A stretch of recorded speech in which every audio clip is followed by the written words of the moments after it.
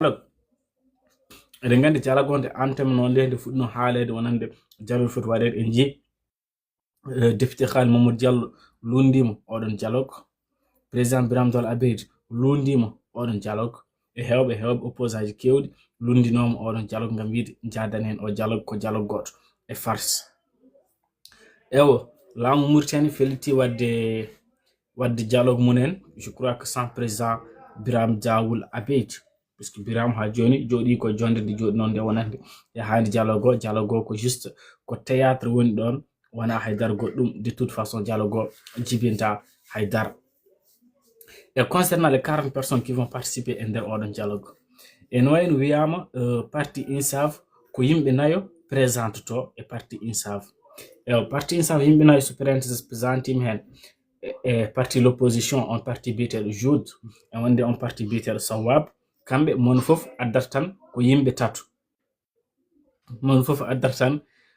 tato Ba Bokar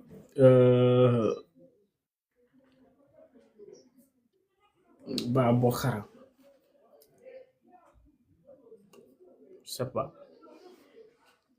Ba Bokar oto walla Ba Bokar Souley wala hen kaw Aliya teno Ba Bokar Souley ni huli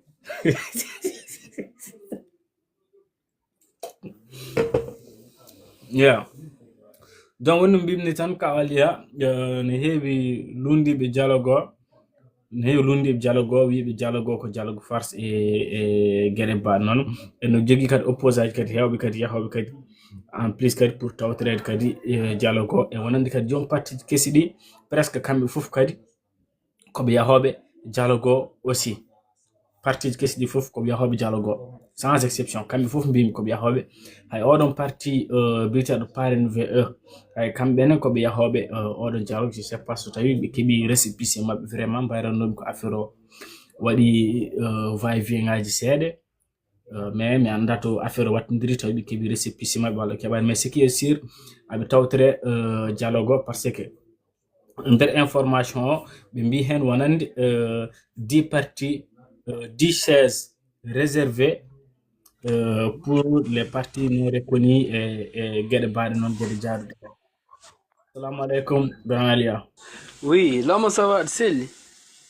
Machallah. Jiɗomam ɓeydude mbimami e dialogue parti AJDM e gardugol Ba Bokar kañumenne ko boycottude. Won parti mo ganduɗa Ibrahima Mohtar Sarr kañum wonno gardiɗo. Donc kamɓene e boycotti dialogue ɗum jiɗnom ɓeyde par ce que haali hen Birame Diawoul Abeid et pourtant Sawab ko parti mo ganduɗa opposition mais kamɓe ɓe tawtore dialogue donc dialogue bon il faut que yimɓe garta kadi Mauritanie no foti laabi waɗ dialogue kay wona hande tan fuɗɗiri dialogue uji kewɗi mo mbaɗɗa waɗama ɗo c'est juste des dialogues politiques c'est à dire que politicien ji tan kañumen mbaɗat dialogue mumen eɓe gacci won hen par ce que aɗa andi dialogue waɗanom 2004 2005 donc dialogue oɗon kedi Haydara jibnani dialogue goɗɗo waɗama 2007 nde waɗande transition démocratique mo ganduɗa pour en mbi consolider les acquis démocratiques kamɓe haalaji mabɓe on dialogue ne Haydara jibnani dialogue waɗama 2016 2017 on noon on dialogue mbeɗa sikki kedi Haydara jibinani parce que dialogue oɗon wonde balas mbeɗa sikki som softiri wonde o haalat nde discours makko oɗon mawɗo ha yimɓe fof poɗi donc après o rutti o woni caggal mawɗo leydi donc kedi on dialogue Samba Thiamen jeeyanoma hen eɓe garini em jeeyanoma e oɗon dialogue mo ganduɗa o dialogue mo ganduɗa yimɓe fof en cikkanno wonko jibnan mais jibnani Haydara joni noon dialogue 2024 kañum dialogue o jagga guil novembre 2024 eɓe konti ɗum wadde noon ko 2025 kono e mbiyat ɗum dialogue national inclusif mo wuƴƴi ko dialogue mo ganduɗa o nannata hen yimɓe fof mais hunde en hawni dialogue nannata yimɓe fof mo ganduɗa ɓe kañumen goni handi mo mbiɗon ɓe kañumen gon probléme on jewdani ɓeɗon bel oɗon dialogue ma woɗɗu jibin onon ji probléme aji en goodi mo mbiton ɓe kañumen gon probléme maji noddaki e dialogue mo mbiton ɓe kañumen gon probléme maji joɗaki e dialogue donc ɗum ɗon hay dar jibinta par ce que dialogue e potantum wadde tan dialogue politique e pot wadde so wiyama dialogue national e mbaɗ les organisations des droits humains et les organisations de la société civile, et bien le collectif des veuves, le collectif Munganda Cameroun Avom, Covid, c'est-à-dire toutes les organisations, toutes les organisations Munganda autour de la Mauritanie invitées et dialogue ou des dialogues inclusifs ou des dialogues Munganda Dao, Kanyum, ou régler tous les problèmes de la Mauritanie. Tawana tan dialogue parti ji ndende tan e mayi conférence de presse mam ñam mbure croissant dir kew e mbad panelaji non c'est une réalité c'est ça e ngare mbad panelaji e mbima panel pour la discrimination, panel sur les langues nationales, panel sur jon sem ngasni haydara abouti e mbi joni sem ngasni e mbadata e mbinde wiye joni holon won baɗowo rapport e mbima rapport dialogue neni John rapport dialogue. Holon wara dum appliqué c'est le président de la République. Mais dialogue mo ganduɗa o wana tan dialogue yaade pour leydi Mauritanie ko dialogue tan khazwani hay goto anda ko yiɗi ko wadde oɗo dialogue parce que so woni dialogue mo ganduɗa ko sincère on note les organisations même au niveau international de la diaspora e ngona hen parce que Mauritanie em jeeya c'est-à-dire a wawa wiide dialogue taw a nannan hen les gens mo ganduɗa handi e mbike tension on nan hen les organisations sur le foncier sur tout ça parce que les politiciens ne peuvent rien régler politique ji haydara mbawa réglude kanko sonnu ɗum ɗon parti makko ma wawa ɗum réglude parti makko mo ganduɗa INSAF wawa ɗum réglude donc c'est très important quand un président décide de faire un dialogue sincère il doit appeler les Mauritaniens à discuter par exemple a yan hen le mouvement estudiantin won les étudiants ayan le mouvement de jeunesse ayan hen ko ganduɗa ko c'est des secteurs e nder leydi e jogi hen fodde mawde mo ganduɗa yimɓe en poten wattude haqqille joni noon pour crédibiliser dialogue mak eɓe gaddi way ɓin Samba Thiamen eɓe nannu ɗum hen ko côté goto wonko wat mabɓe wadde noon il faut que yimɓe gandu ɗum no fewi aussi et aussi hande wiyano ko Samba Thiam won coordinateur mais mon jaltuɗo wima o wona coordinateur dialogue ala guerdiɗo ala keɗɗe caggal ala keɗɗe less dialogue yimɓe fof wiite tan nayɗi ori enen fof jehen notoyɗen président de la république ewo kañum sunnu tan ko dialogue sincère lama e mbiyat dialogue o holɗum won blocage politique o en jeeya he ko wiite ko la réforme du système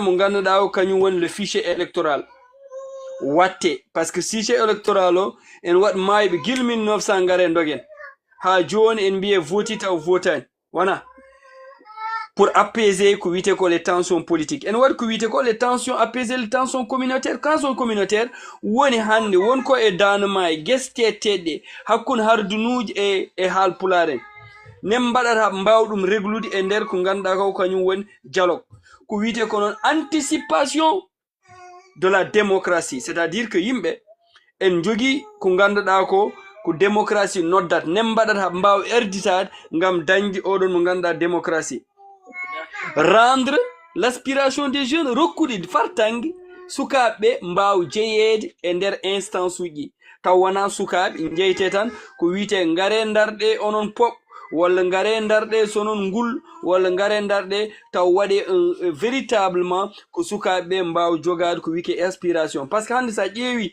probléme sukaɓe hande e nder leydi Mauritanie la jeunesse mauritanienne n'a jamais été impliquée dans les programmes de priorité e meeɗa waɗede hen priorité dans les programmes eɓe kalte tan ke élection ngaji Abdoul Aziz Arwima c'est le mandat de la jeunesse Khazouani Arwima c'est le mandat de la jeunesse mais hande la jeunesse mauritanienne c'est une jeunesse sacrifiée à deux niveaux mi windi en hande par rapport ko wonko wite ko les trafics de drogue hande ça touche la jeunesse et dans tous les secteurs mo ganduɗa kañum woni trafic mo ganduɗa batteɗo e nder jeunesse o trafic o yimɓe fof gonti simmitoɓe sodoɓe rivuji les médicaments la mo ganduɗa hande jaranno ko 10 000 hande médicament goto jal 130 000 on noon joni so jomum ala halis no waɗata wujjat fenat wonta on délinquant en waɗi kadi on fichier mo ganduɗa hande Mauritanie en foti ɗum ƴewde sukaɓe wiiteɓe les enfants de la rue par ce que les enfants de la rue ko ɓurko en hewde lama en mbare soit en mbare prison walla en mbare e laabi ɗi mais hay goto wawi wadde identifié par ce que en ngala e fichier national o par ce que en ngala carte d'identité en ngala identité en mbare tan oublié par ce que ɗum ɗon fof addu ɗum alande centre biteɗo centre CRAES ko wiite ko insertion des jeunes mo ganduɗa joguinoɗo ɗum o totta million ngaji ɗo kewi oɗon centre waɗan financé pour wadde former les délinquants en conflit avec loi ou bien les jeunes en conflit avec la loi mais toon hay dariyani ke mbaɗi sukaɓe jaltat ɓeydo wonde délinquant ji ɗum waɗi on mo ganduɗa kañum woni gardiɗo ɗum omo jogui galle makko jooɗo omo jogui auto makko ɗaɗɗo sukaɓe mbaɗe sacrifié donc c'est des choses mo ganduɗa hande sa yi ɗum e nder jeunesse o e kadi ene waɗi ko ganduɗa ko yimɓe kalɗa ɗum deƴƴata ko wiite ko la prostitution déguisée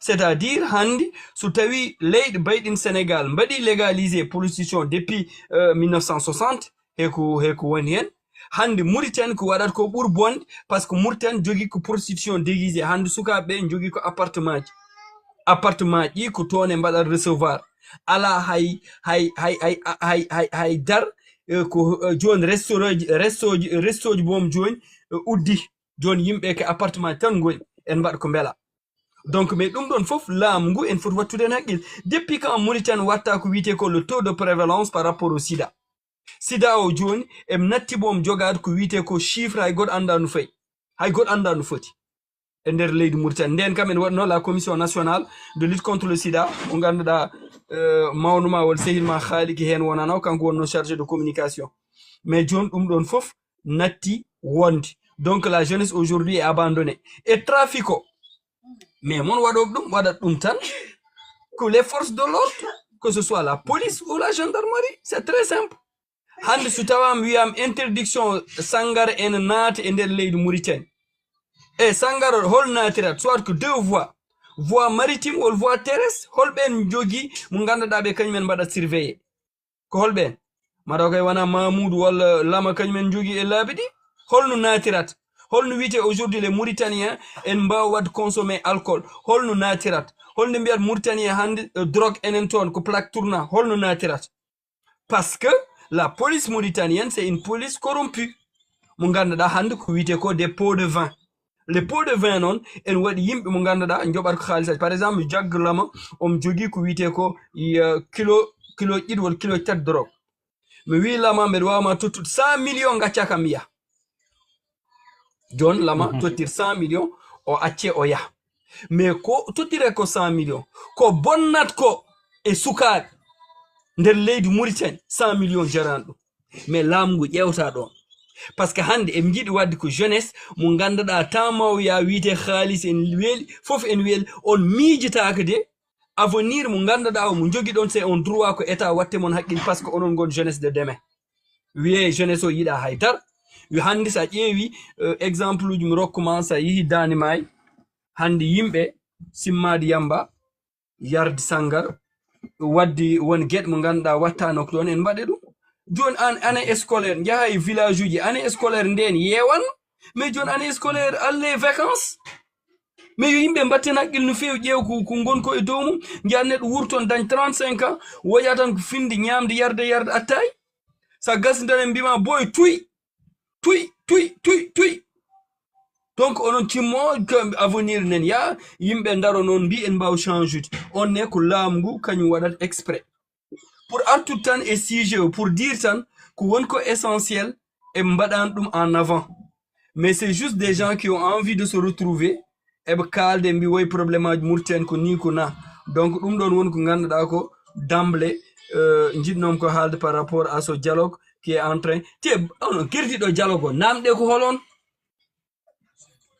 a dialogue ardi ɗum président ala président kañum woni baɗowo présidé dialogue o mais en jogui goto mo ganduɗa kañum jogui initiative kañum totta yo waɗ coordonné dialogue o baɗaɗo initiative yo eyyi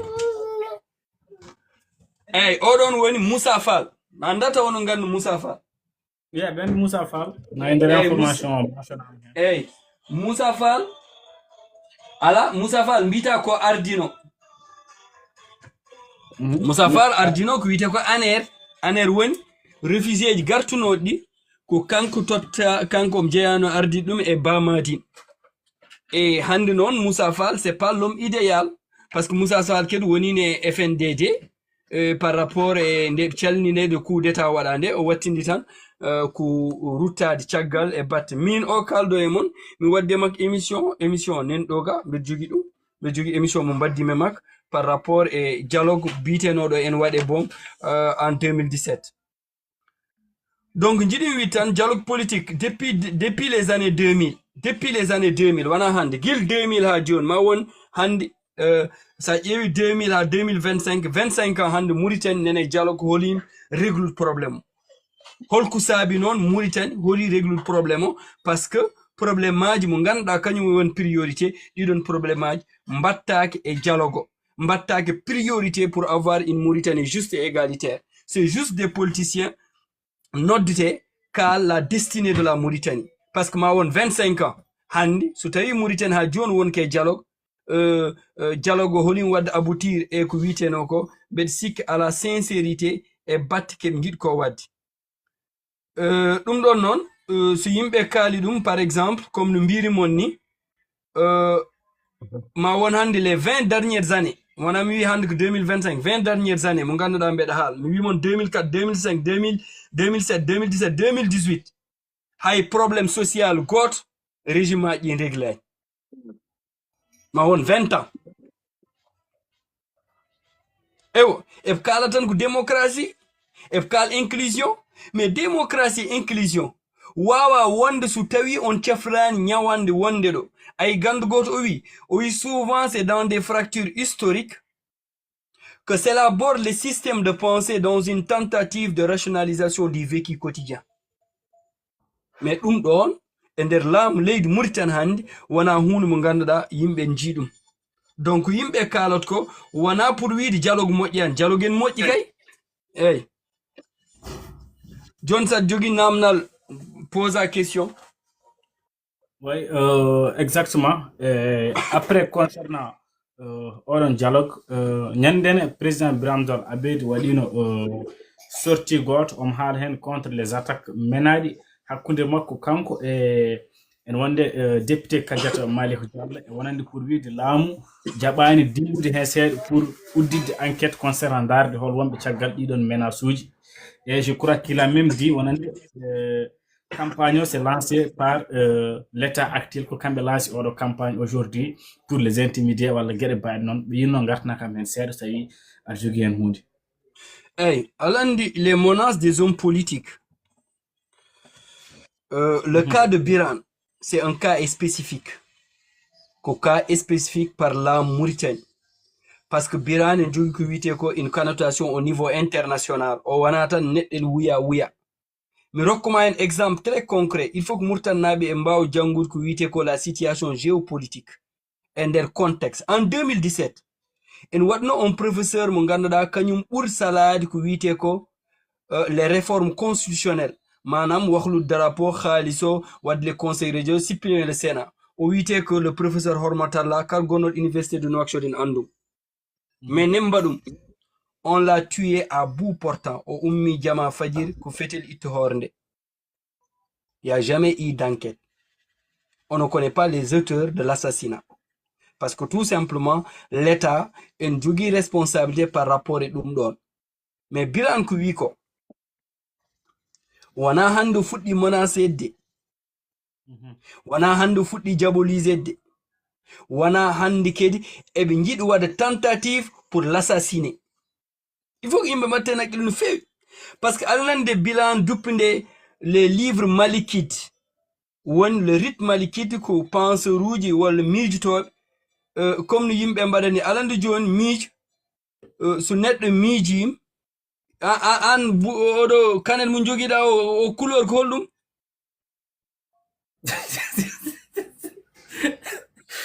oh boisson boisson par ce que ɗiɗo dessin ngaji couleur uji ɗiɗo min mi paman ɗum ala minen komi Mauritanaɓe Hey, c'était juste pour essayer de faire un peu de l'humour. Bon, Mbim, Handi, l'âme sérieux. Biran, il doit être protégé parce que c'est un présidentiable. C'est-à-dire, on voit Jodad et présidence. Il doit être protégé par rapport à les statuts qu'il incarne. Et statut on Handi. Depuis 2014 à 2025, quelle élection ouais au bon art deuxième, quand révèle le président de la République, donc il pouvait être président. Handi kay su lamgu waɗanum protégé e batti gurnam mak e batti ñamde mak ɗo yaha artat kalku won hen c'est lamgu kanyum waɗi ɗum parce que hande les services de renseignement kalku watte e leydi Mauritanie e ɓe gandu ɗum alande affaire drogue kalteɗo won ɓiɓɓi lamɓe jaggaɓe hen alanne mbaɗat eɓe ngullat e mbaɗa sacrifié yimɓe won hen eɓe continue parce que halka waɗam tan en ubbit haalaji goɗɗi mo ganduɗa haalam gil 1900 ngaren dogen yimɓe gonton en ngul ɓe mbaɗamni yurmini hen tan ko yimɓe mo ganduɗa ɓe ngala caggal ko ɓen mbatte sacrifié e nder leydi Mauritanie kañumen mbaɗat payer le prix joni noon so tawi un leader comme Biran wi min je suis victime de menace de mort état sérieux wo foti waddi une enquête interne holɓen menaçatum mbel c'est des forces de l'ordre mbel c'est les extrémistes arabes,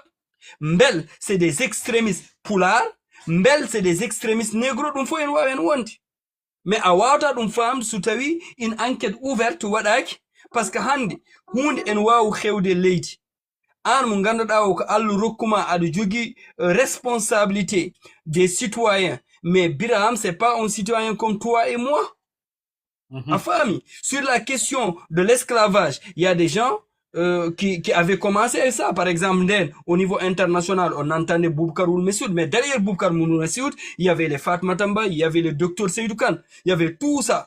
Mais Handi, prix mo dangi, donc au niveau international, on va représenter. Mais l'amgo Handi, une faute jogade, possibilité de pouvoir ouvrir une enquête interne pour soutenir les responsabilités de ceux aujourd'hui qui veulent la tête de Biran. Aïmbimam de Dupunde livre Malikit, tous les islamistes, njalti mbi o foti ko wareede parce que Qur'an o duppi o foti ko wareede parce que ko caliɗo Qur'an a faami joni ɗon ne mbiyanne Qur'an ils vont manipuler les émotifs c'est-à-dire yimɓe so wiyam Qur'an tan et pose la question mais il doit poser la question ko keɓ kalat ko mbel ko Qur'an mbel ko hadis ngan sa e mbaw wadde cité haysko tawi ko Qur'an est-ce qu'aujourd'hui la Mauritanie a l'arsenal juridique de charia de pouvoir condamner les gens sikan tawin woti haysko tawi e mbiyat la base de la constitution c'est la charia mais ça n'a jamais été appliqué en Mauritanie kon so waɗanom appliqué en Mauritanie hande gonɗo président wonta ton président donc c'est important yimɓe garten cadre légal cadre juridique mais hande l'État a le droit et le devoir de pouvoir protéger un homme politique comme Biran, parce que Biran aussi, il faut comprendre que Biran représente une communauté qu'on jugeait opprimée des années et des années. Owana ouya, c'est un minimum qui peut déstabiliser un pays.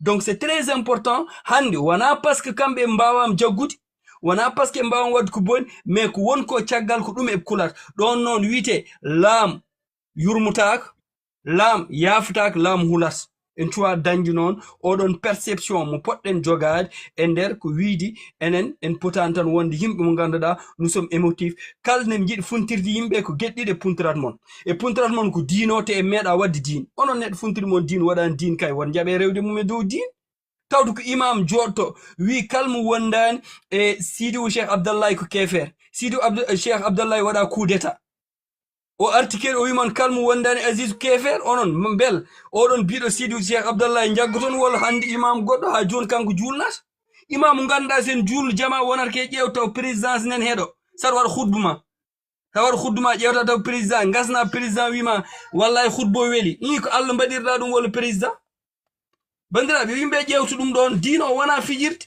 on jaram le professeur mi salminimam Seydou Wele Seydi Gaye mi salmini min dar jamma Lama, ça va, Atseli? Ça va, machallah, salut. Ça va, tempéré? Ça va, bon, alhamdulillah, ça va. Alia, je vais rebondir un peu sur l'affaire drogue. La drogue, là, elle est introduite par le système et c'est volontaire. Ils ont appliqué la même politique que les États-Unis quand il y avait les marches civiques de 68 et en France. Tu sais, quand tu veux calmer une banlieue, ils ont appliqué, quand on veut calmer une banlieue, comme aujourd'hui, quand on veut calmer la région du fleuve, on introduit la drogue. Parce que la drogue, ça abrutit, ça anéantit la jeunesse. En cas de souvenir dépendant, que drogue, on t'a jogade avenir, on t'a jogade ambition, et c'est ce qu'ils ont mis actuellement là-bas. Et aujourd'hui, ils l'ont développé aussi en Nouakchott. Sauf que les effets pervers, c'est qu'on devait développer drogue et sangaro en Nouakchott. Comme les fils de riches là ont plus de moyens, la plupart d'entre eux sont devenus drogués.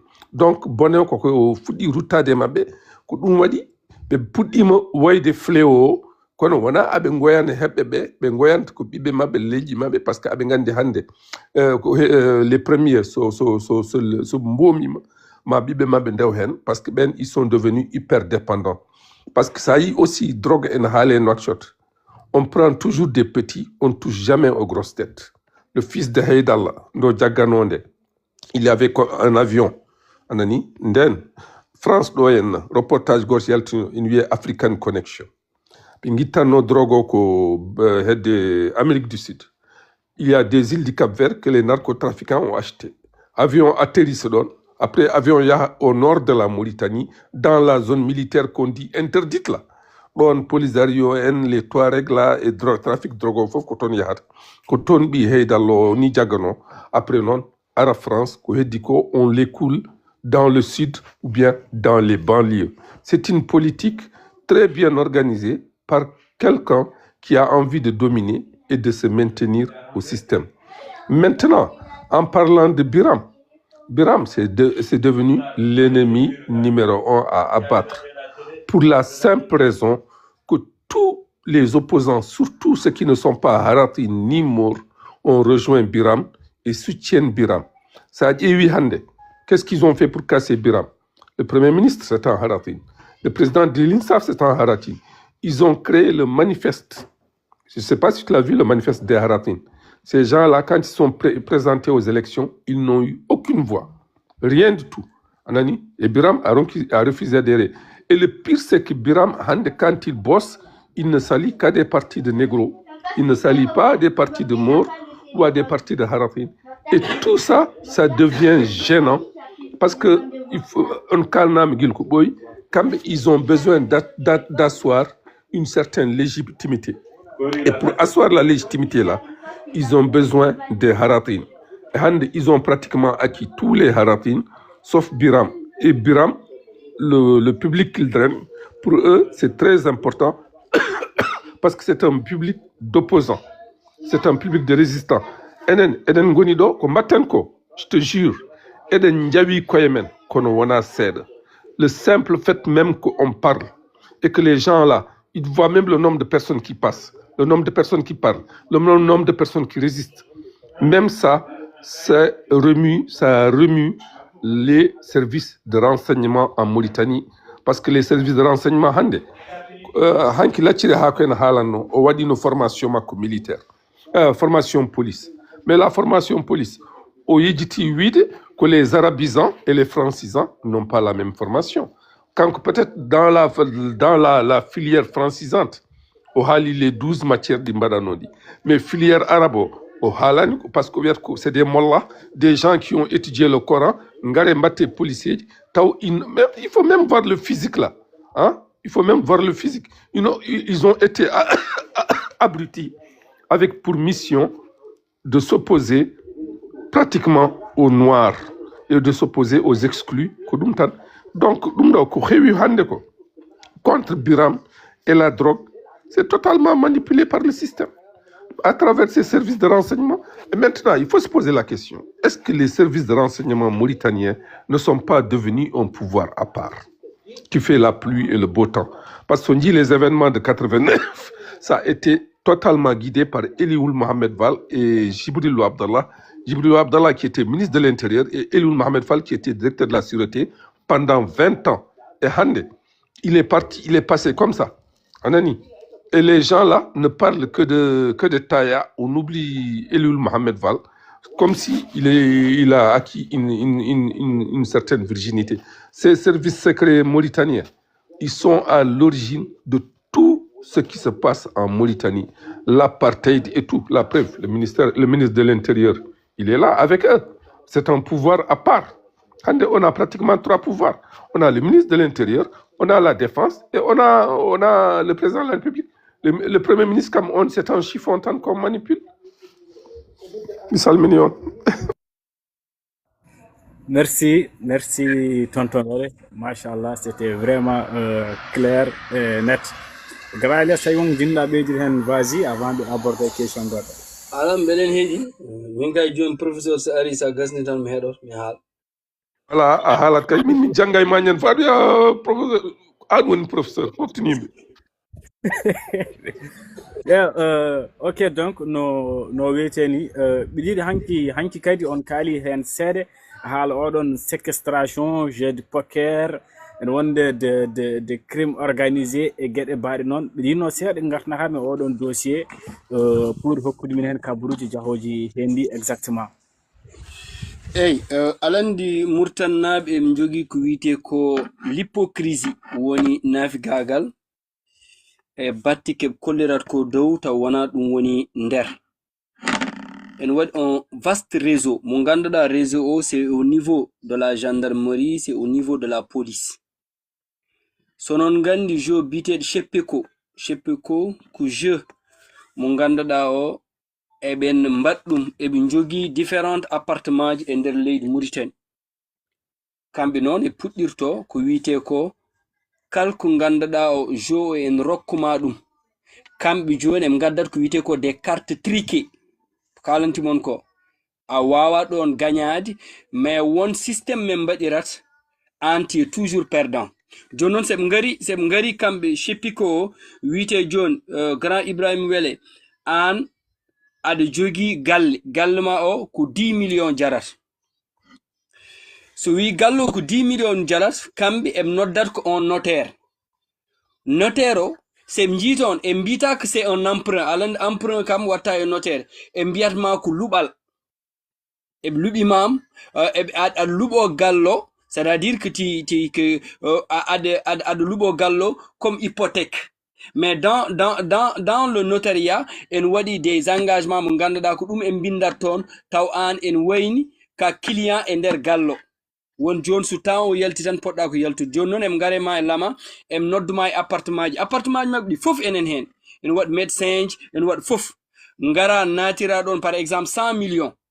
Sa natiri ɗon 100 millions a joui poker a perdi wona a perdi poker o sa perdi an joni taw ka diabétique jana diabète joni em gadda médecin mabɓe waɗma perfusion sa gasni dokkeɗa taxi kota. Mais em jogui ko wiyete ko une intimidation mo ganduɗa o il faut ko yimɓe mbatte haqqille no fewi. Ɗum waɗi ndi toon jeune uji hewɓe hande Mauritanie jeune uji hewɓe ɓaleɓe wonɓe banque kala mo jiiɗa hen en jogui ñamani mo wawa yobde. Won min mo gandim ga won hen mo gandim jeune uji otoji mabɓe teta ko nangue hewre kellew parce que ayi mode opérando men mbaɗato eɓe mbaɗa infiltré au niveau de la police mais aussi infiltré au niveau de l'administration publique. Par exemple Sonelec joni em jogui toon neɗɗo an joni lama eɓe mbima ya yob a salim yobde em noddat on agent de Sonelec coupe galle ma courant wa galle ma kañumen ganda ɗum kono ana andi ko wajiɓɓe e mbaɗema pression e mbima ya yob. Joni noon sa yoɓani kala ko ganduɗa ko won conséquence a arat joni aɗa ya e mbedda e jiilo on agent mo ganduɗa o ko joom toni mais infiltré rew caggal ma sa ari e sehilaɓe ma aɗa jooɗi o jooɗo ɗon sa ari sehilaɓe ma aɗa haal o haal ɗon. Joni noon an joni oɗon pression moral waɗatma jaaha ɓoy tan beddoɗa tekki ma en waɗi kedi ke mbaɗat ko ganduɗa ko ku la prostitution mo ganduɗa c'est des responsables politiques e nder leydi Mauritanie mais ɓe jogui vidéo ji mumen eɓe luwoy yimɓe woɗ wuro woɗɓe en ar en leldo e ɓeɗon a yiyat grand jooɗa ɓoy tan hiwto wone woyde taw hay goto anda ko wayata taw noon kamɓe ko noon won méthode opérando mabɓe. Joni noon kamɓe hande au niveau de la police eɓe jogii yimɓe mo ngannduɗaa kañumen mbaɗata lo sale boulot. mi rokkuma en exemple concret paama ɗum. jooni noon aɗa anndi jooni so tawii organisation gooto mo ngannduɗaa mo haalta innde eɓe jogii ko wiyetee ko soirée privé. soirée privé o eɓe njiɗa hay gooto tin. jooni noon min njiɗa tin kamɓe won waɗ maɓɓe infiltré. jooni noon so waɗi moɓe infiltré noddat ko police, par ce que commissariat ƴi kala commissariat en jogii quota mo foti addineede. o commissariat wi oɗo journée min jiiɗi mbaɗon kam versé 400.000 ouguiya. oɗo commissariat wi mbeɗa yiɗi versene 300.000 ouguiya. oɗo commissariat wi mbeɗa yiɗi versene 200.000 ouguiya. jooni noon kamɓe se ɓe ngari eɓe tawmon onon piij onon mbaɗ en on mbaɗon hen alan kamɓe noon sangar tan eɓe jiiɗi eɓe gadda sangar eɓe gadda rewɓe janan eɓe gadda fof. jooni noon so police ari tan wiyat kañum wondaki mon haydar on mbaɗi kon fotani wadde kon potani ko waddi ko ɗum waɗat mamin nawmon min mbaɗmon ramas. eɓe gandi seɓe nawimoɓe ramas police eɓe mbaɗani haydar keɓe acciteɓe. kono noon eɓe jahata ɓoye mbaɗ négocier. joom soirée wi min de mbeɗa wawmon tottude 500.000. ay seɓe tottama ɗiɗon 500.000 commissaire mo ganduɗa o kañum won chef de poste on jogi hen ceemak 300.000. agent ji montuɗɓe go fo e mabɓe en jogi ko wiyete ko 100.000 ɗum won pot de 20. ɗum waɗi noon police kañum toñat fiyat tetat. est ce que a faami hay witeɓe gorkati debben ñan en mbaɗa ramas fof c'est parce que ñan hen wajiɓe ngala haalis. so wajiɓe dañi haalis tan kamɓe ɗon e gaccete e mbaɗa circule. ko fate immigration clandestin bandiraɓe onon gandi laan wawa ummade murtan taw la police maritime tinani ɗum. OIM won organisation waɗi déposer des millions pour formude wajiɓe qui sont dans les zones frontaliers, mais eɓe codat laaɗɗe eɓe cooda capitaine uji kañumen capitaine uji joni kañumen tottete ko haalis. seɓe puɗɗima yaade eɓe mbatta signalé sana eɓe ganda hankkadi eɓe yalti e zone frontalier o. alande joni sa yalti e zone frontalier o a ala droit wiide aɗa abboton laan ngan sa e mbaɗa signalé e mbi feu de détresse laan ummima ɗo taw kamɓe gacci laan ka yeehi.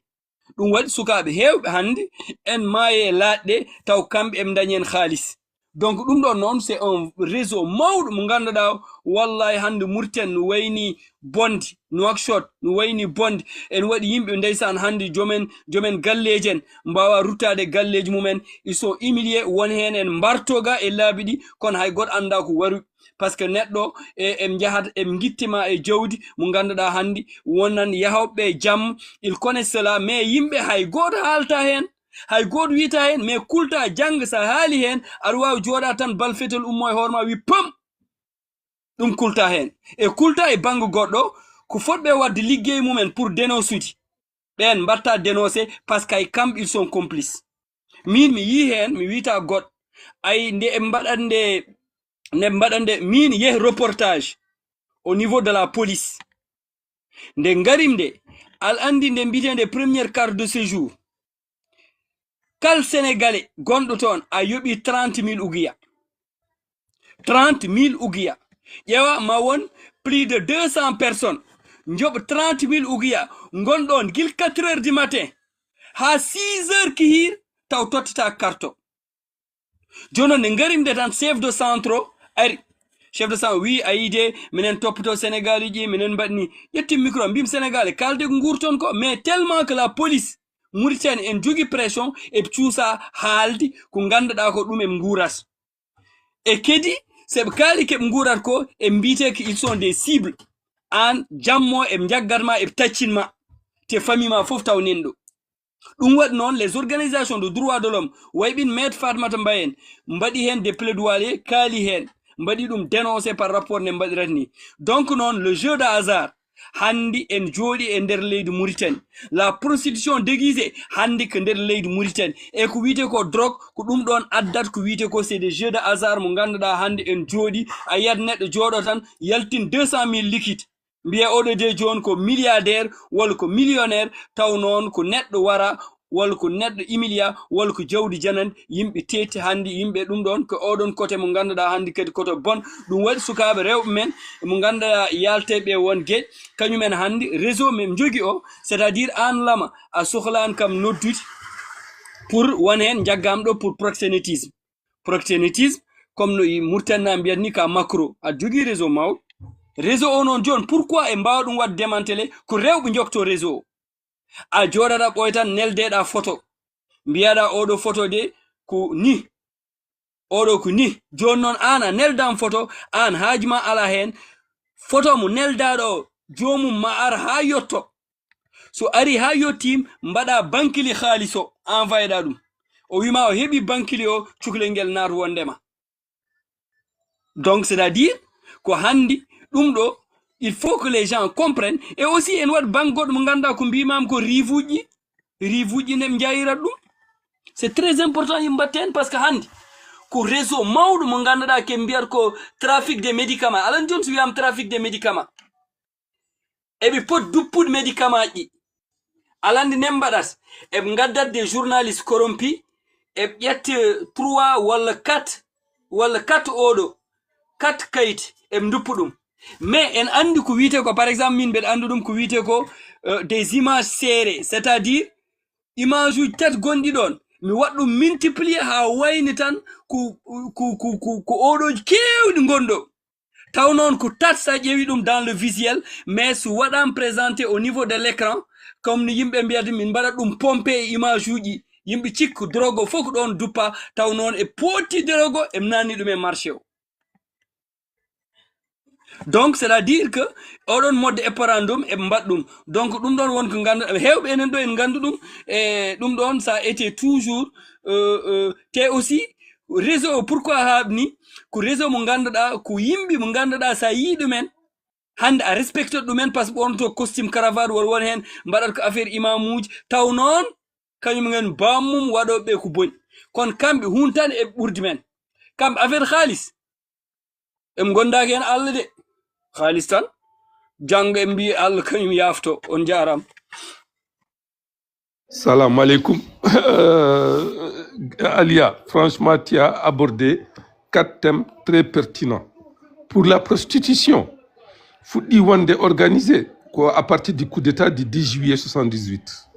Quand les militaires ont pris le pouvoir, comité militaire, Djagui des proxénètes, pratiquement chaque semaine ou chaque mois, ils amenaient des contingents de femmes du Sénégal, Ngaraton, Ngondaï Mabe, Ngondaï les grands fonctionnaires là, Nduto. Mataou, quand les Mauritaniens ont vu ça, et certains Mauritaniens, ils ont commencé à entrer dedans et à se servir localement, comme ça se fait aujourd'hui. Il y a un fléau en Mauritanie, il y a un bandirabe men bébé qui se prostitue là-bas, là, avec des morts ou n'importe quoi.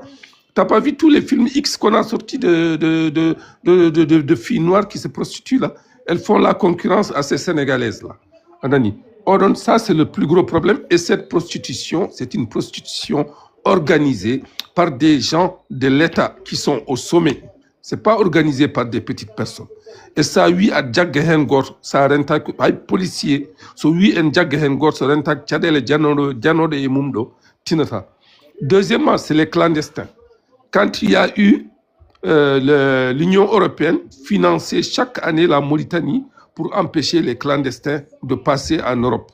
Donc, quand ils les ont financés, Khaliso Benyamidou, ils ne s'en sont pas occupés, les clandestins. Union européenne, oui, il y a des sanctions. Si on ferme cette route-là, beaucoup de Mauritaniens vont être perdants. Donc, pour ne pas perdre, ils ont dit qu'ils vont prendre les Noirs qui sont dans le pays, ils vont les refouler. Les gens qui n'ont rien à voir avec cette clandestinité-là. Et l'Union européenne semble satisfaite de ça. La semaine dernière même, il y a une femme, elle est au marché capital, Djaga Tachina, Djomgal Lemakoko Mauritanien, Nandon, Kanyume Bibum, Kanko Tachina, au Farna Dakar. Le troisième problème que tu as abordé, c'est le problème des nègres de service. Depuis longtemps, Hadjouni, nègre de service, son nom a un poste important. Nyane fof bengadante halis, ben balluma odun gutch, anon ngutch da fof abe nota. À un moment, ben njattotoyma, et toi tu as détourné ça. Qu'est-ce que tu en penses? Ou on trouve un arrangement, ou bien on t'enferme. Eh ouais, les nègres de service là, sont gandi so gandi so ɗum ɗo so ya ñama tan ko kaso pay walla gurnam mumen bona. Bien, vous pouvez me confier n'importe quelle mission que je vais faire. Ko ɗum nanta les nègres de service zélés là. La plupart des nègres de service hyper zélés, ko ɗum tan wona haydara goɗɗum. Le quatrième thème que tu as abordé, c'est le problème de l'alcool. L'alcool, au départ, quand c'était interdit en Mauritanie, c'est l'ambassade du Zaïre qui le vendait à Nouakchott. Et tous les grands fonctionnaires allaient se saouler là-bas. Quand ils ont vu que c'était juteux, mataw ɓe mbaɗi faire ha ɓen jeehi kamɓe ɓe mbatti wadde trafic o no Arabie Saoudite waɗatno ni. Aɗa andi so ɓe cooda alcool ɓe jaggatno ko des livres de Coran ɓe mbinda Qouran Karim nder hen ɓe mbaɗa hen boutellaji. Comme ça so ari comme que Coran fouilletake nata et puis wasa wadde problème. Et là je pense qu'on se dirige même vers ce que fait l'Arabie Saoudite, parce que l'Arabie Saoudite a décidé que d'ici quelque temps, ils vont autoriser la consommation de l'alcool dans le pays. Donc, ça rentak ko ton paden. Anani, que le pays là, je vous assure, il est en déliquescence totale.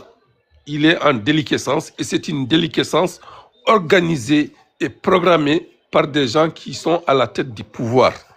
Hande, si les gens, c'est qu'on a tellement de problèmes et qu'on ne sait plus par où commencer. Mais ngande kam, on a bonne wadi ko musiba, joni bonne o benni, paden koy musiba joni. Kono musibo, les organisateurs et tout, et les complices là, nganda ko si on meurt, ils vont crever avec nous ou après nous. Ko don woni problème o. Bon, professeur Halido Hundi, c'est très important, le cadre légal. Alors, le cadre légal, c'est un cadre qui permet de lutter contre les VIH-Sida, les maladies sexuellement transmissibles. Allant de la constitution sénégalaise, pour lui montrer comment c'est dangereux, la constitution sénégalaise a été réglementé la prostitution depuis 1969. C'est un des rares pays en Afrique à avoir encadré cette activité. Parce que Kambi, pour contrôler la santé publique, nous donne que réglementation a joint, mais à IT du Sénégal, on donne cadre légal dans un pays comme le Sénégal, ça a commencé depuis 1969. Jonas a été un pays comme la Mauritanie. C'est important de le dire. Mauritanie a la cadre légal, mais la prostitution est interdite par le code pénal mauritanien. C'est-à-dire, handi a yer net, me recommande un exemple très concret. Net, par exemple, mon yettuno net o nawdum police. Debbo naw gorko police. O wi gorko ko jaadude maka gas salim yobde khalis. Wana. Jonon kambe policier je nde jaggum de ko kambe ɗiɗi fof e jaggi e mbi onon ɗiɗi fof mbaɗɗon ko zina. Jonon so njidi accede on joɓat khalis njalton. Ils ont payé de l'argent, on les a laissés partir. Donc, c'est-à-dire, handi sa ari don dum wadi yewta dum wadi la violence ou le viol woni dole e der leydi Mauritanie parce que violada o suusa yaad so yi yimbe mbiyat parce que an ka bad zina. Au lieu de voir aujourd'hui on a exercé une pression mu ganduda o pour l'eldade mak dum wadi sem gasni e mbarum ebe mbarum wala se ngasni a wawa yaada ad wultiyo dum wad beaucoup de personnes aujourd'hui souffrent du viol med andi professeur en wawen artud après sur l'inceste mo ganduda o yimbe en gurdum sur le viol mo ganduda o handi les femmes subissent cela de la part des autorités wala des gendarmes wala gardiens wala mo ganduda ko police ar watma violer tawa susa halti sa haali mbiyeɗa a waɗi zina en waɗi kedi ko ganduɗa ko kañum won réalité terrain o la prostitution existe bel et bien en Mauritanie dans les grandes villes sa ƴetti village comme Nouakchott Nouadhibou donc kañum en mbi hen sa nden e nder perception ma en mbiyan waɗanno ɗum ko pauvreté walla chômage walla yimɓe mo ganduɗa ɓe en jiiɗi wadde Mauritanie transition pour yaadi donc ɓeɗon fof en mbawi mais joni en jejjiti wiide ko joni on séquestre des gens et séquestre des femmes et m'gad par exemple un homme politique et bimbi yo wande mak pour jang et m'jogoy mum preuve min je ne peux pas le dire parce que j'ai vu des hommes politiques mu ganduɗa ko yimɓe darninoɓe en kaɓe mais jaltina leydi ni parce que vidéo ji mabɓe en jogi em jogi e kolluɓam ji vidéo ji mabɓe ɗum waɗa yiyat neɗɗo jooɗa ɓoye wol Baydin Aliya son jiiɗum joɗima ɓoy tan wi vive Khazouani gande wonko won less. Non, c'est important, mais c'est la réalité parce que l'État est tellement fort, c'est kebanma e khalis que debbe kebanma.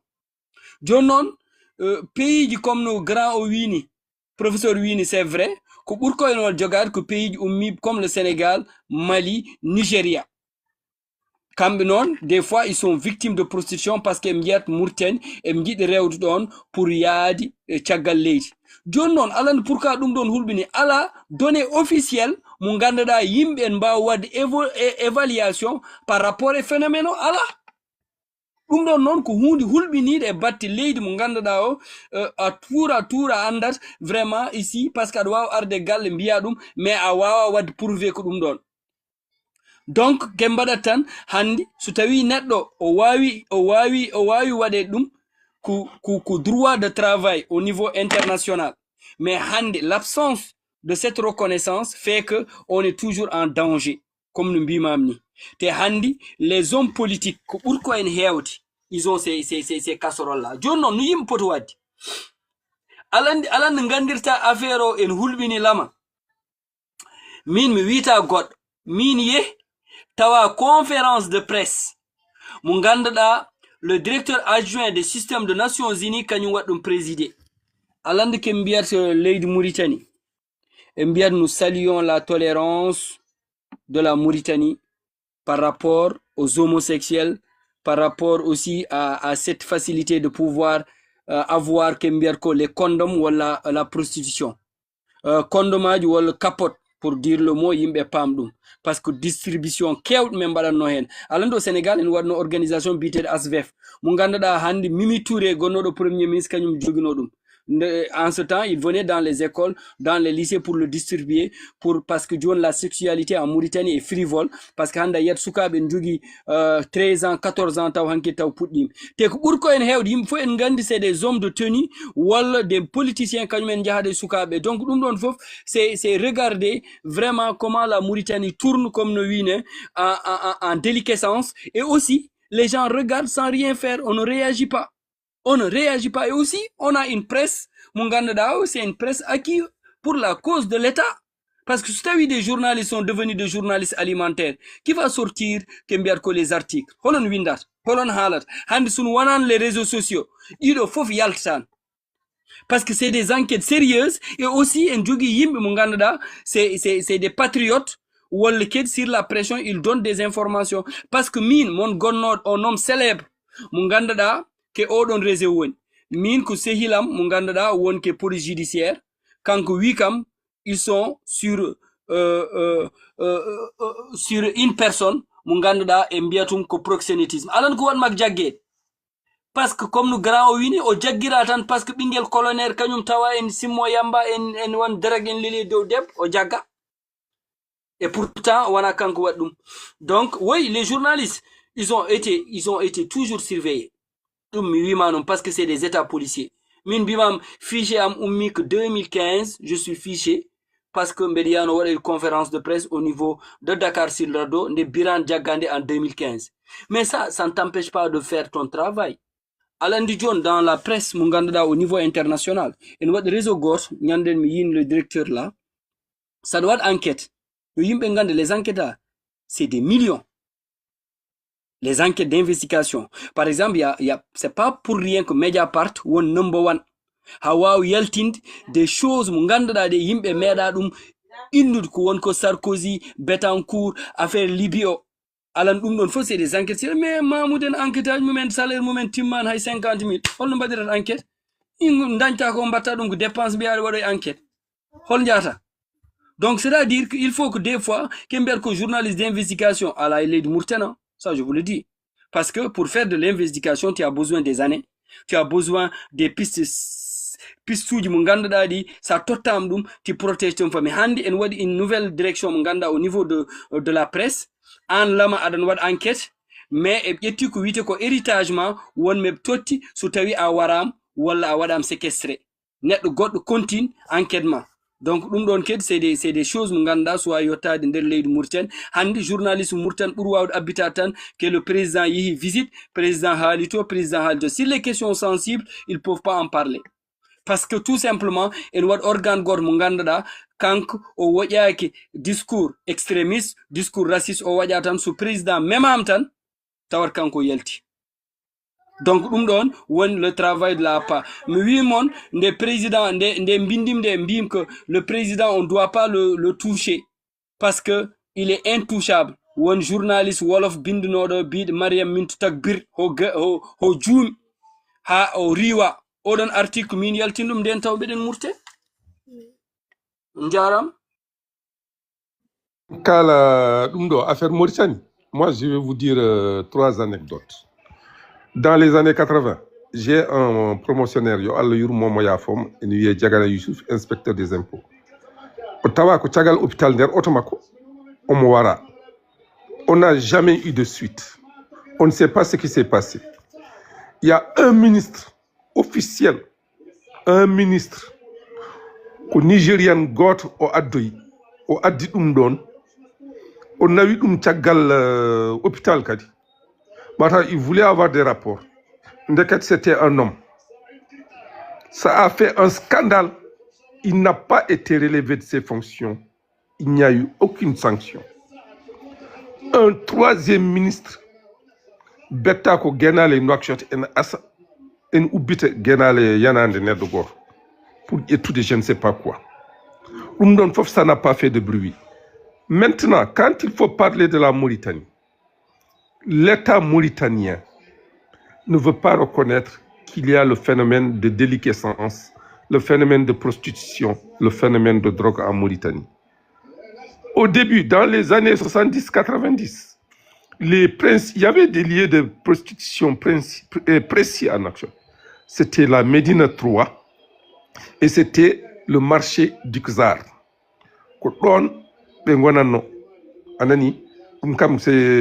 C'était connu de tout le monde. Oui, jusqu'aux années 2001-2002. Voilà, c'était connu de tout le monde. Les flics connaissaient, tout le monde connaissait qu'on a eu Goto Ndarta. Et donc, c'est dans chaque ville mauritanienne, Mokalda, in Wodi, on a Nouakchott. Qu'on Nouakchott halte.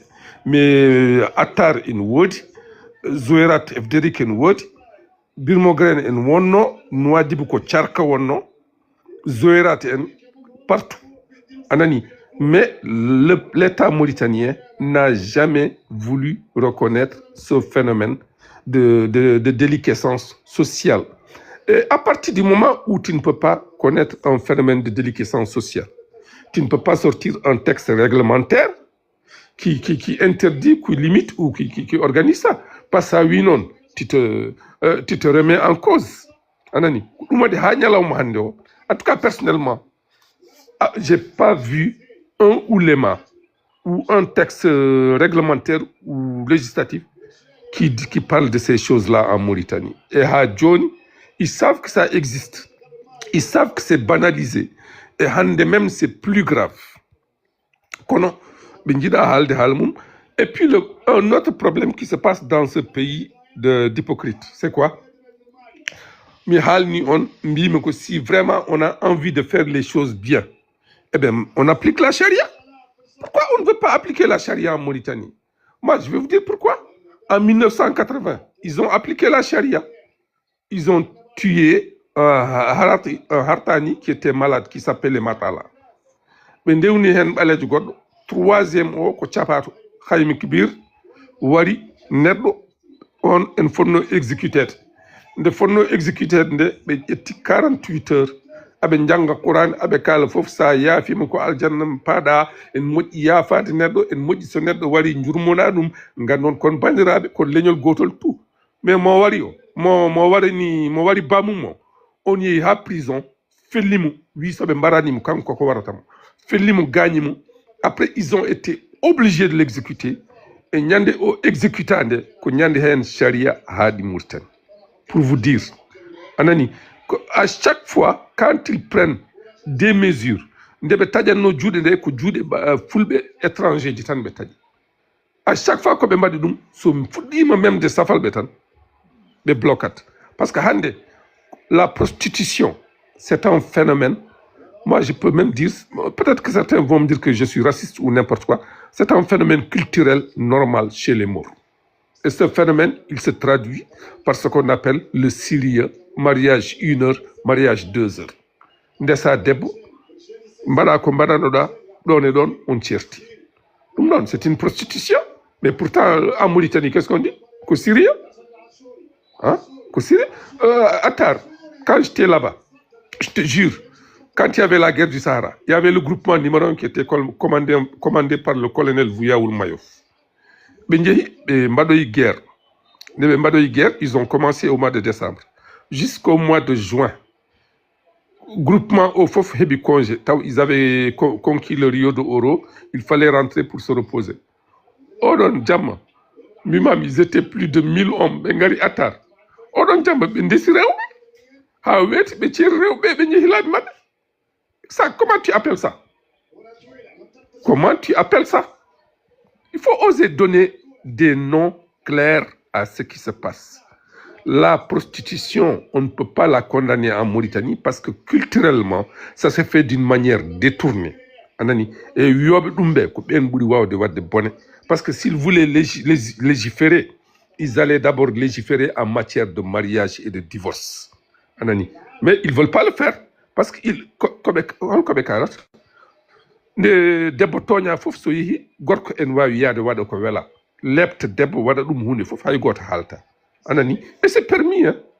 C'est permis ɗum ɗon ça fait partie de ça encourage la prostitution quand on développe le machisme, quand on dit que c'est une société musulmane, déjà dans la tête des gens c'est une société machiste qui met en avant l'homme, et l'homme a tous les droits, peut se permettre tout ce qu'il veut avec toutes les femmes ou avec même avec toutes les femmes ou même vis-à-vis de la loi. Ça commence par la tête de l'État. On dit nos vidéos Razwani, nos dragano debbo goto, on y a nos missions là. Mais anda son nani nos vidéos, son nani nos audio, on me drague debbo goto. Pourtant on a un scandale. C'était tout à fait naturel. C'est passé comme lettre à la poste. Bon, on termine. Kaltako, c'est une réalité. Parce que comme nous disons sur la Sharia, le président qui l'a introduit, comme Mohamed Khouna Khaïdal. Mais comme nous disons, de yottinde tan e foddi wardi vraiment goto jeyade mabbe, ils ont dit que régime autoritaire et répressif. Donc par rapport aussi aux organisations et la pression au niveau international, et mbaɗum comme prétexte. Mais il faut comprendre qu'aujourd'hui, par rapport à ça, mais les gens qu'on a tués en 89 et aussi arrêtés, torturés en Jaguar, par exemple, le Jaguar, ton oncle en Lama, ou wadi un dessin, mon ganda par rapport à Wairadni. Donc quand tu vois se déshumaniser une personne par rapport à Kembadako, Johnny, il faut que yimbe ngarte ko wele wini. Il y a des mots, il faut juste les dire dans leur contexte et nous yarni. Atonyan hay got, mais c'est une réalité. Net yar mi salim hund, wala comme invente hunta woden, mais quand tu apportes des éléments de réponse par rapport à un questionnement, si tu es de bonne foi, tu peux être d'accord. Adwa oui, je ne suis pas d'accord par rapport à l'approche ou à l'argumentaire, mais wawa itur ko won ko. Parce que l'ancien président de la République, ça y est dangemak awadi John Soare, ça y est dangemak hundi, ku geluj mak nodduta, pour qu'il puisse t'accompagner en walluma, ça nous dit gelmak hal, tout ça, donc mbelma ndanya balitarngal, ça on le voit dans l'administration. Dans l'administration, nos ministres, recrutent debbo auto ɓuri yawde e mbad projet mo ganduɗa sukaɓe en liggo hen bandiraɓe ɗum ɗon c'est une réalité, c'est des choses qu'on voit. Hande a yad un ministre nommé njiya wiye joni les jeunes là ne mbaɗat ha mbaɗuɓe inséré walla joni kawma nomam de an yimɓe cik kawma waɗat priorité ko nomdema ala kawma hol nomaɗo nen yiro kañum fendude cercle de loisir nous yarat par exemple des soirées qu'on organise wala des concerts qu'on organise au moment où an aɗan galle waɗa attay yumma en jogema yakar so ari puisque c'est son frère mamin ballit sukaɓe mamin ballit sukaɓe noon haɗat tan ko kal garɗa mbaɗa comme Abdounas suno wonan hande architecte taw no hanki ɗo obon yelo ko architecte très brillant mais hay goto wallitame halis so ari tan o totte ujunaji ɗiɗi ujunaji tati o wi jeudi am weeli o yejjiti caɗele mo dañƴe o yaw fi hen Chine o yar hen ko fonno ko yarde o art c'est-à-dire la jeunesse mauritanienne on les a dit ko onon on ngala droit wadde développer votre intelligence vous avez juste le droit d'attendre de vos oncles d'attendre des ministres et applaudir on potan jogade ambition ɗum waɗi jiya nden jeune uji murtanna mo jiiɗa en foof wima boy sappo jeudi o boy a yini mbaɗim ni c'est-à-dire leur ambition est tellement limitée qu'aujourd'hui quand ils parlent e nder pelle ɗe psychologiquement a yiyat ɗum hen so yimɓe ndenti en ngala projet d'avenir sana ko mbaɗnoɗen ko hanki ɗum kalten hol ndewnoɗen ɗo hanki hol kalnoɗen ɗo hanki ɗum ɗon tan kalten parce que tout simplement on nous a mis dans un catalogue mo ganduɗa développement en mbawa ɗum wadde en mbawa jogade ambition hay nden sa wiyat wat politique e mbiyatma an ka jin an de ka a yawri ko gonɗa ko aɗa yorguiti mi rokkuma hen anecdote goto pour widma comment notre perception des choses en waɗno jeune goto kanko kal saaha place yes jama kanko etto toon c'est de l'humour mais c'est la réalité pa goto watte makko haqqille kal jama jeune o arat waɗa haftan mum woni yees pawo ƴewum anda kala wimi he an mata ala guel c'est-à-dire c'est pour dire que aujourd'hui tu dois avoir l'ambition de pouvoir sortir de certaines choses que moi je me consacre à Dieu alors que je ne vois pas mon avenir pas oui oɗo kam mataw ɓandu welani o wima kal cukalel jahowo e din en waɗen hoɗum fof ɓandu mum welani ɗum waɗi yaton caggal et ɗum ɗon c'est une réalité parce que tout simplement nous avons des réalités mo ganduɗa yimɓe sen kal ɗum en jalni mais c'est des choses qui existent qui sont là que nous n'avons pas la chance d'avoir des parents mo ganduɗa ɓe en jogui mais des jeunes là ils ont su faire leur courage pour hande sortir de la précarité sortir de la pauvreté taw hay goto wallanu donc ces gens là deviennent indépendants joni min son woni indépendant est ce que min mam hul haalde hunde par ce que ala jooɗiɗe mon fof meeɗa kam wallude budɗi he ko mbattim ko donc so mbeɗa haal mi haalat pour wiide sukaɓeɓe gumme daroɗe parce que vous n'avez rien à envier à ces gens là parce que hay goto mabɓe wallani noon ha dañƴon ko dañƴon ko neɗɗo noon yahata haaɓe ha dañ ko duttoɗa rew caggal neɗɗo mo ganduɗa meeɗa darnatma e caɗele ma hande ngara mbiya aɗa jogui projet kalna ɗum kawma alande hawraɓe men foof noon ko rewɓe mabɓe mbawuɗ hawraɓe men foof rewɓe mabɓe mbawuɗ ɗum waɗi sen ngari enen gocceɗen tan ko wadde attay ɓiɓɓe mabɓe sen janggoye école ke oto jahat enen senen janggoye koyɗe jarten mi meɗin arde galle goto garim toon ndeysan wajiɓe ko chômeur aji wallahi wona fijirde joni noon kam e poti hirnade 1 heure kalantimam ko 1 heure e poti hirnade joni noon defowo ko mawnum debbo grand o mais o oyat wajiɓe joni noon eɓe invite kam toon mbeɗa andi mataw ɓe mbiyat min comme tête brûlée je suis quelqu'un qui est révolté tout ça garim tan midi fuɗɗi yonde tan mbimi onon kam mat bottar mon ndi gasta tan wajo wi kam debbo defo wi kam bottar mbi mbe jogui droit namnade kay par ce que minen min gari somin gottim komin haaliyoɓe somin gottani komin haaliyoɓe gon gadde bottar min gotto tan o jooɗi tan o wi ay oɗo ko gaybinowo yimɓe ñande ɓe gotti midi et demi e mbi kam chaque jour mam argal mbimi arta galle mon chaque jour min garim kalim ko haalam par ce que min je suis comme ça mi yahata e galle mbeɗa ñaam seeɗa ɓiɓɓe joom galle ñaama heew walla garim galle kawam debbo makko ko sénégalais debbo waɗat ko omelette lama yimɓe ñamarat ko juuɗi o tottam fourchette mbima ala min kay mi ñamirta fourchette min kay ñamirtum junggam o yi demete gon tubab gam mbimi ɗo kay tubab ala ɗo kay jiɗi kam warde ma yo ñama kar mbiya min yomi ñamir fourchette ma bay on jara Euh, Hanki, il y a un texte là. Parce qu'un texte qui posait un problème juridique. Min hon ko nanni me Mauritanie. Ndekete amnistie badanot 93 o. Loi o. Hadi loi o. Ordonnance got yaltino 91. Et ordonnance normalement ko comité militaire wona état démocratique yaltinta dum ko comité militaire yaltinta dum et ordonnance normalement so wadama ça a une durée limitée on va 6 mois 1 an mais après il faut pour que continue il faut que loi vote kambe amnistie o be mbaɗi ɗum ko 91 be ordonnance o yalti en 93 be voti loi o ɗum waɗi ils lui ont donné une certaine légalité dans l'état mauritanien même si pour nous c'est pas légitime kon ordonnance réforme foncière 83 o et ordonnance abolition esclavage 1981 ha joni watta ko loi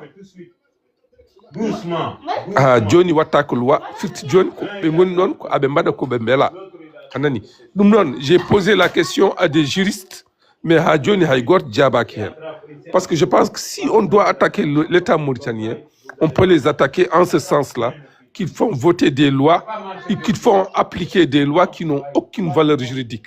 Normalement, l'abolition et l'enrôlement. On texte mbano jaltinnomi hanki quoi. Merci finalement arti hen ni komi jogorno ni namdadema oɗon postuma mais malheureusement a ari hen c'est bien Alia.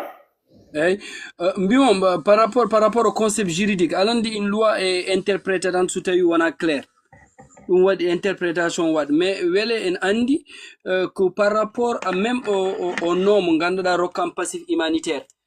Passif humanitaire c'est parce qu'on a pris des juristes mo ganduɗa par rapport au mot et mbi e guittat ko mot et c'est très dur pour préserver vraiment la Mauritanie. C'est-à-dire que le génocide, ils ont biaisé ça pour dire que ils ont résumé ça juste que juste c'est un passage mon ganduɗa Mauritanie waɗi ɗum.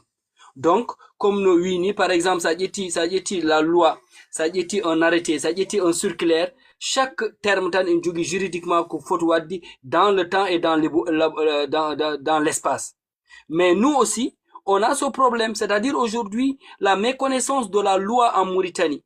Aujourd'hui les ayita débat wade pour comprendre vraiment législateur wala waɗoɓe législation ne mbaɗirat loi ji ne posirat loi ji hay goto nawta ɗum en cause remettre en cause pour pouvoir vraiment étayer parce que les lois sont conçues pour le peuple mais loi mo ganduɗa ɗo protéger waro peuple on meeɗa ɗum yiide aduna loi protège waroɓe on ko murtan tan jim ɗum neɗɗo war loi wiye kañum appliqué loi protégement. Donc, c'est des sujets très sérieux à réfléchir. Mais nous, cette question-là, je le pose des fois aux intellectuels. Je dis les intellectuels, ils sont accroupis. Aujourd'hui, nous avons une absence totale des intellectuels capables aujourd'hui d'éveiller ou bien de participer par rapport aux souffrances des populations. Mbel wadadoum ko des privilèges, wala c'est la peur au sortir des événements de 1989, parce qu'aujourd'hui, quand tu prends des personnes comme Seydou Khan, des personnes comme Murtulo, des personnes comme Ten Youssouf Gueye, c'est des gens qui avaient cette plume-là de pouvoir réfléchir sur la société. Et Handi, bien vrai qu'on n'a pas de grands juristes, mais quand même, je ne sais pas pourquoi aujourd'hui on organise des forums, forum international sur le droit de l'homme, forum international de la charte africaine de droits de l'homme, mais on ne voit pas l'impact sur la justice sociale. Une question. Lama. Les gens que tu as cités, ko andube ko finbe hande murtanabe en kewi jangube kon jangube pinani anani parce que be kaltabe fof en ngandi valeur mumen en ngandi to gummi en ngandi valeur futankagal ko dum wadi be tinude haremabe et ils ont toujours été pertinents. Hande moi-même j'ai fait une erreur en parlant de passif humanitaire parce que moi je parle toujours de génocide parce que le passif humanitaire n'a aucune connotation juridique ou judiciaire. C'est pas un terme juridique, c'est passif, c'est un terme comptable. Humanitaire, donc c'est un mot qui est galvaudé, qui a été inventé, comme tu as dit, par des Mauritaniens pour un peu cacher le problème ou le banaliser. Et on a toujours encouragé les gens à utiliser le mot génocide. D'ailleurs, Biram, une fois, on a fait un débat là-dessus. Quand il a compris, maintenant, lui, quand même, il est plus nuancé. Il parle de tentative de génocide, mais nous, on dit que c'est un génocide. Parce que à un moment, il faut qu'on fasse une émission spéciale ici. C'est très long, mais j'ai la liste de tous les villages où il y a eu les gens qui ont été tués et tout ça. Et partout, les camps de déportés et tout ça, il faut que le calvaire, le malheur, tous les problèmes que les gens ont subis. Donc, effectivement, il faut l'appeler génocide. Il ne faut pas l'appeler passif. Anani. Donc, il y a ce problème-là qui se pose à nos gens aujourd'hui. Et Alia Nane a Halidum et livement. Mortani, Bimam ko finde et jangude, on a gotum. Miami jangde nder ngandi kangaɗo ɓeydoto tan ko hanɗinde ɗum findinta ɗum haydara ma neɗɗo fina tawa nde janga ko ɗum waɗi hande il y a des gens je te dis des très grandes personnes de très grands pédagogues ça y est qu'ils ont proposé le 24 octobre 1979 l'institution de l'enseignement des langues nationales parce qu'ils ont trouvé que l'épanouissement de l'enfant dans l'enseignement, dans l'éducation, passe d'abord par une maîtrise de sa culture, de sa langue nationale. Anani enen non, Fouta, Nden, Saï, Suleiman, Bale, et tout ça, il maîtrisait le Pulaar et le Coran. C'est ça qui les a raffermis dans leur combativité, dans le combat et tout ça. Moi, je pense qu'à un moment, bon, peut-être que je dérape un peu, qu'à un moment, c'est une petite django de les langues étrangères. Il faut qu'ils aient atteint un certain âge. À 2 ans déjà, on t'amène dans des écoles où tu étudies la langue étrangère. À perdu quoi. À Wanata Toubak, à Wanata Ballet. Et c'est ce qui fait qu'il y a le problème qu'a évoqué Cheikh Hamidou Khan dans l'aventure ambiguë. La personne ne pouvant pas concilier les deux, on a vu que Gallo, qu'est-ce qu'il a fait? Il est mort à la fin. Le fou l'a tué. Le fou l'a tué pour expliquer l'échec dans sa tentative de concilier le monde moderne au monde traditionnel. Donc, l'engagement n'est pas aussi fort parce que c'est mis en avant par des intellectuels. Il y a beaucoup de gens qui parlent de problèmes fonciers, de problèmes, surtout le problème foncier. Sonji Bengala engagement parce que Benganda la valeur du champ, Benganda foot, Benganda la culture là-bas, Benganda les réalités là-bas, Bengandi tan ko Nouakchott et le monde moderne. Ça halni beto, c'est des choses en retard. Donc ko tête teko, ko bonne teko, ko safal be ko daton ko. Pour eux c'est pas grave quoi. Parce que Bengala intérêt, alors que Benganda ko Allah ko addani en don hunde qu'on n'a jamais eu ailleurs. La première des choses, on avait dit que dans les 20 ans qui viennent, la bataille va tourner autour de l'eau. Parce que les points d'eau sont en train de se raréfier. Et tous les grands stratèges sont en train de se concentrer dessus. Et deuxièmement, Bangemen, région du Sido, on a quelque chose qu'on ne trouve nulle part ailleurs dans le monde. On a la culture du Walo et la culture du Djeri. On a 2 saisons de culture qu'on ne trouve nulle part ailleurs dans les pays tropicaux. Anani. Malheureusement, les réalités climatiques, les potentialités, il y a des gens, des amateurs qui viennent. Ah, je vais investir en Nouakchott, je vais investir au Fouta. Mais tu investis au Fouta. Mais toi, sur le terrain, va sur le terrain à Anganda, tu ne vas pas déléguer ça à d'autres personnes. Parce qu'à chaque fois que tu délègues ça à d'autres personnes, c'est un échec. Anani, problème. Ali a gagné à Bruxelles, Mini qu'on a Nouakchott. Ah, il y a mon frère à Nouakchott, je vais lui ouvrir une boutique. Au bout d'un an, il y a Khalis Sofoui, il y a tout mini. Mais quand on est imbécile là, parce qu'on a dit Khalis tout da mini tawa mini namdaki mi ya tout dum ko anu ya force dum yo wat ko yiga wat anani ko dum adani en tiadele. Il y a beaucoup de choses. On doit revoir ça. Si on ne revoit ça, pas ça, je te jure, on ne va pas s'en sortir.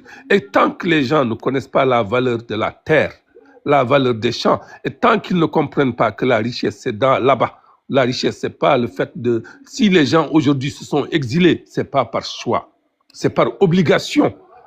Dans l'espoir de revenir. Maintenant, pour que les gens reviennent, il faut les sensibiliser, il faut les inciter à revenir, il faut les inciter à s'organiser, à créer certaines coopératives. Par exemple, on a Nyabina Hande, Chapato, ala on boutique. Non, hay got halta. Anani, odo toyen Wending. Écolo, c'est une association villageoise qui finance toutes les fournitures scolaires et qui paye les enseignants. Anani, c'est des petites choses, mais c'est des choses fondamentales qui changent la donne.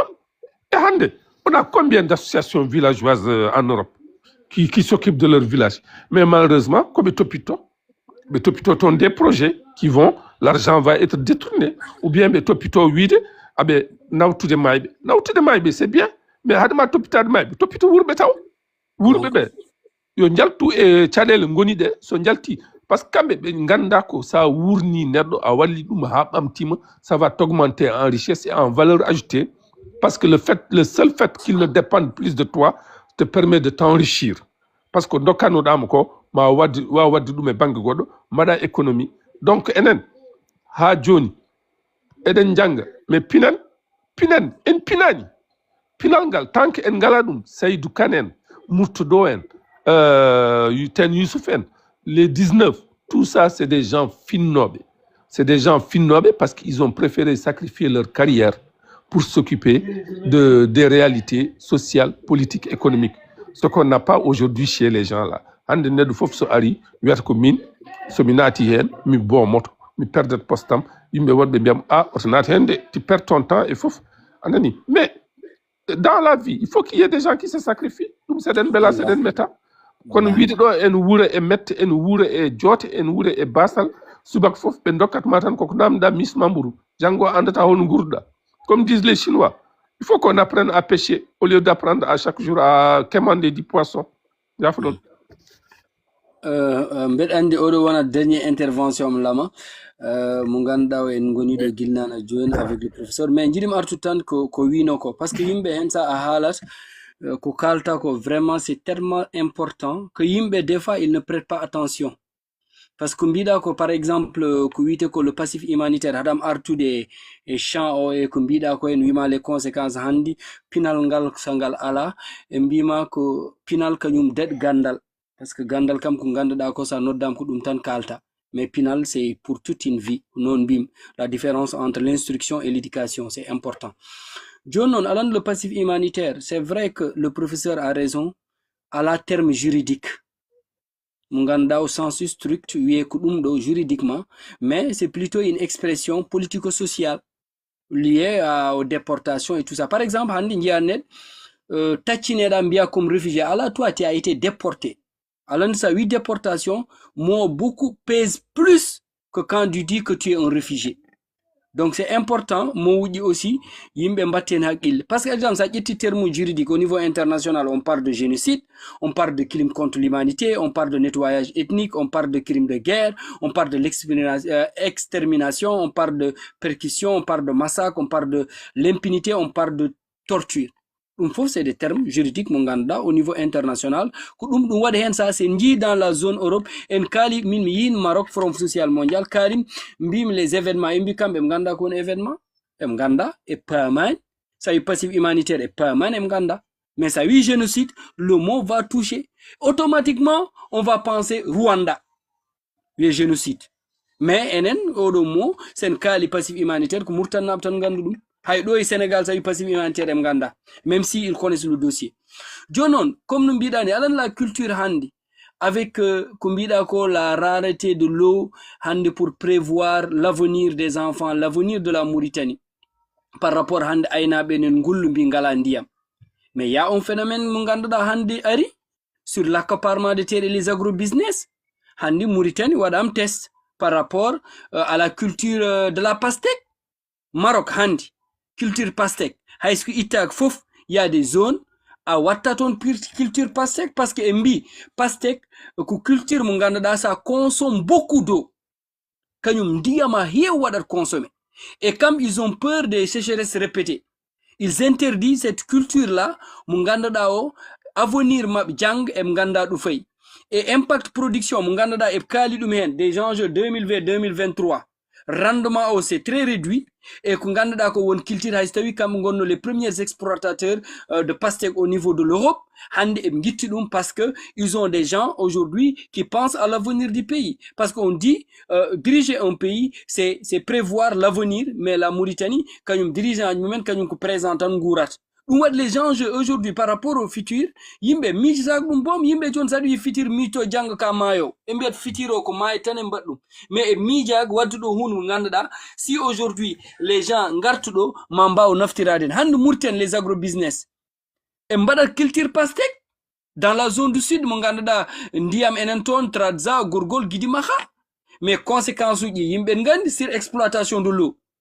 au fur et à mesure que ça continue vraiment les sols sont dégradés soluji so mbaɗama dégradé perte de biodiversité et ko nandi hen parce que conséquence uji au fur et à mesure qu'on avance enen gandi hande les marchés là au niveau international a yahat ɗo e France jaa e grande surface uji jiya pastèque ko taw pastèque ko ummi ko Mauritanie mais oɗon zone mo ganduɗa kañum waɗa ɗum c'est ce qui fait qu'aujourd'hui l'extension des surfaces de pastèque pour provoquer des conflits d'accès aux agriculteurs mais ɗum non fo yimɓe kalta ɗum parce que hande champs uji même jogoɗe exploitation de l'eau les gens comme no mbiɗa ni ne pensent même pas à la rentabilité mais gouvernement o ko wiyat hande Mauritanie ko producteur Mauritanie mo woni o au niveau de notoriété yimɓe ɗum tan mbiyat Mauritanie de ko producteur mais e ƴewta conséquence uji et ɗum ɗon kadi c'est des questions qu'on doit se poser par rapport à l'avenir du pays et ɗum ɗon joni noon enen no mbatten woni on reste juste sur dire que oui c'est nos terres truc mais en jita conséquence mo ganduɗa remoɓe aynaɓe en jogo ɗum e batte leyɗele bayɗin ɗon leydi Mauritanie mo ganduɗa hande la capacité mo ganduɗa mo jogui ɗum e batte exportation wawa mais hande Mauritanie watti wondi mo ganduɗa ko producteur de pastèque ɗum waɗi kam widema Mauritanie en 2005 ko producteur de pétrole Mauritanie faisait partie des grands producteurs de pétrole la Mauritanie produisait en moins 100 à 75 000 barils par jour. Mais il y a un certain moment, hay 5 barils de produire par rapport au jugement de pétrole. Mais les Mauritaniens n'ont même pas senti l'odeur du pétrole. Avec ces usines-là et tout ça, l'industrie, où le pays devient de plus en plus pauvre. Mais c'est des questions à se poser, c'est des débats. Munganda yimbe sur la place publique. Mais débat men, ça tourne autour, odo gel wiam sieram, odo gel de wiam wadini, odo amito, kamba yine mbade soirée, yimbe dit yettindirobe, popen baden macho. Mais comment on peut sortir du sous-développement? Dans la mesure où nous n'avons pas cet esprit de savoir-vivre, mais nous avons juste un esprit de vivre présent et sous yautin yauten. Min kudo ou dirtim, lama c'est toujours un plaisir de partager avec toi et de partager avec le grand savant Munganda Dao Hand. Il nous donne que vraiment les informations très compréhensives Munganda Da yimbe ndugen accès parce que la communication n'est rien d'autre que de transmettre une information très claire, très limpide, très simpliciste aux gens qui l'accompagnent. Par exemple, en tant que journaliste, son wi honi yankol, hay god anda.